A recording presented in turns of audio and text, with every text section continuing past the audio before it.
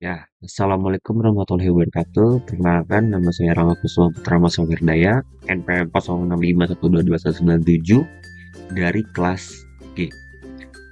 Untuk kali ini saya akan menjelaskan tugas IMK tentang user persona.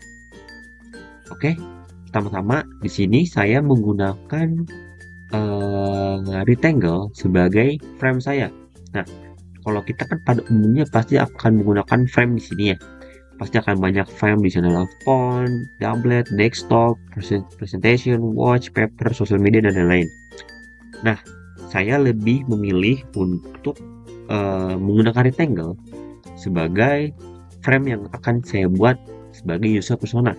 Jadi bisa kita custom tingginya segimana, dan sebenarnya dari frame juga bisa kita custom, tapi saya menggunakan rectangle untuk frame saya saja.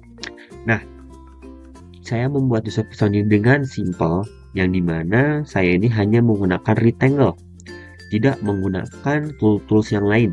Saya hanya menggunakan rectangle dan teks saja di sini, tidak menggunakan tools yang lain. Jadi kelihatannya lebih simple tapi keren gitu ya. Jadi pada kali ini saya akan menjelaskan bagaimana cara membuat ini. Yang pertama pasti kita harus menggunakan rectangle sebagai dasar warna biru ini.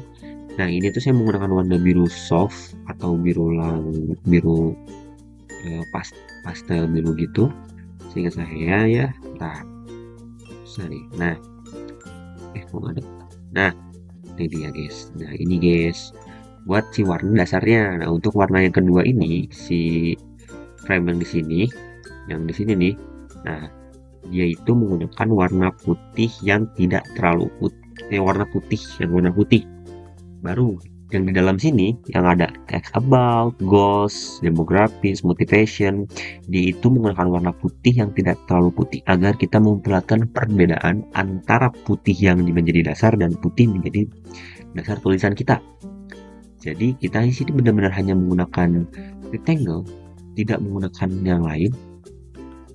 Tuh, kita hanya menggunakan rectangle, semuanya rectangle, tidak menggunakan yang lain.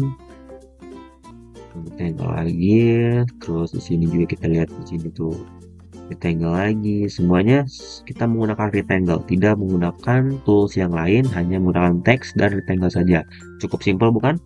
Nah, bagi kalian yang ingin membuat user persona dengan sangat mudah, tuh seperti ini, dan masih banyak referensi-referensi lain untuk kita menjadi bagus lagi buat membuat user persona. Nah, Kak, bagaimana sih nih buat tugasnya? Nah, buat gambarnya gampang sekali ya adik-adik. Jadi kalian tinggal klik ini, terus kita cari place image, dia akan otomatis langsung ke dokumen kita. Jadi kita tinggal cari nih, misalkan foto kita taruh di sini, bisa picture. Nah, kita cari nih di screenshot, paper, WhatsApp. Misalkan kalian tuh naruh si gambar itu di WhatsApp image, boleh kita buka. Misalkan kalian pakai ini nih, nah tinggal kita drag ke sini, taruh ke sini. Nah, ada garis biru ini kan, dengan otomatis gambar yang akan kita taruh itu dia akan langsung ke gambar yang sebelumnya, akan berubah dengan gambar yang baru. Contoh seperti ini, das gitu guys. Jadi dengan mudahnya memakai Figma UI ini akan lebih mudah lagi buat kita membuat semuanya menjadi lebih mudah guys. Jadi tinggal kita taruh seperti ini, bisa untuk membuat semua ini. Dan untuk saya tuh membuat user persona dengan seperti notes ini, ada about, goals, demographics, dan motivation. Cukup sekian dari user persona, kita akan lanjut ke low fidelity blogspot yang akan saya buat.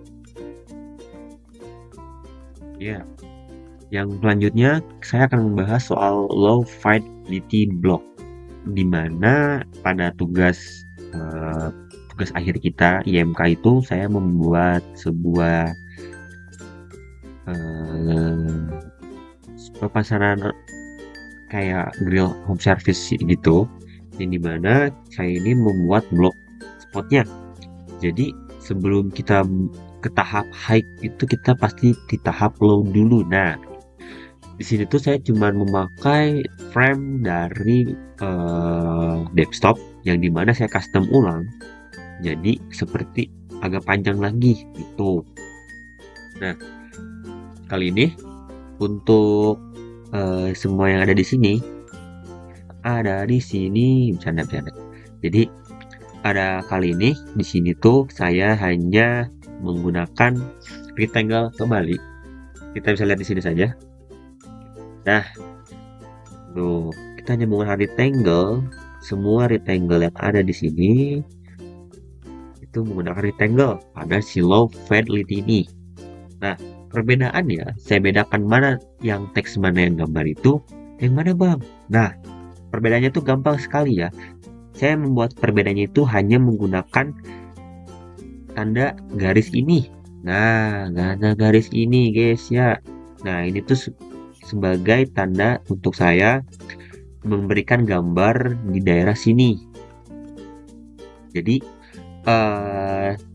yang saya kasih tanda silang 1, 2, 3, 4, dan 5 itu tuh sebagai gambar. Yang ini sebagai gambar untuk makanan kita dan ini sebagai logo yang akan saya buat. Nah, untuk rectangle yang tidak saya garisi ini semuanya itu berbentuk teks. Jadi ini tuh berbentuk teks, ini teks, ini teks, ini teks, semuanya yang tidak pakai garis itu dia berbentuk teks. Jadi tanpa lama-lama untuk pembahasan low fat ini mungkin sekian dari sini, kita akan lanjut langsung ke si high fidelity block rank. Nah, jadi guys, tadi kan kita sudah ngebahas soal high fidelity block dan user persona. Kali ini kita akan membahas pembahasan terakhir yaitu high fidelity, dimana saya ini membuat blogspot tentang tugas saya dan teman-teman saya, dan dimana ini sebenarnya kita buat bilang di awal tadi sebelum ke hike ini, yang saya tanda-tandakan X ini itu sebagai logo dan sebagai gambar. Nah, kita lihat di sini itu ya, sebagai logo dan sebagai gambar tuh guys. Jadi pada kali ini saya akan membahas bagaimana cara membuat ini semua. Caranya itu kita biasalah mencari frame di sini. Saya menggunakan frame desktop custom agak panjang lagi, jadi dia kelihatannya agak panjang dibanding desktop yang biasanya. Nah, terus untuk kalimat di sini, kata-kata yang di sini itu ada home, menu, promotion, gallery, testimoni, contact, dan blog. Itu saya menggunakan font mana font ya? Menggunakan font Cube Sans semi broad yang berukuran 20 ukuran 20. Jadi dan saya menggunakan panah ke bawah supaya menjadi petanda dimana ketika kita lagi membuka si blog tersebut. Jadi ketika kita membuka blog ini pasti antara ada ganti warna atau ada tanda seperti ini, panah ini. Jadi kita bisa lihat di sini. Nah, daging dan sayuran yang fresh dan lezat. Di mana saya memberikan judul ini karena di foto tersebut terdapat daging dan sayuran yang cukup segar. Bisa dibilang banget lah guys ya. Dan judul ini sebagai penarik untuk para pelanggan yang membuka blog kita, dan kalimat yang di bawah ini sebagai kalimat-kalimat penarik bagi para customer yang baru mungkin atau yang lama. Jadi pada kalimat yang kedua ini ada kata jadi. Jangan ragu untuk mencoba berbagai kombinasi daging dan sayuran segar untuk menciptakan hidangan yang memikat dan lezat. Dimana kalimat itu mengajak seakan-akan menggoda kita semua untuk membeli hidangan yang ada di pada blogspot kita ini, atau bisa langsung memesan ke kontak atau ke menu.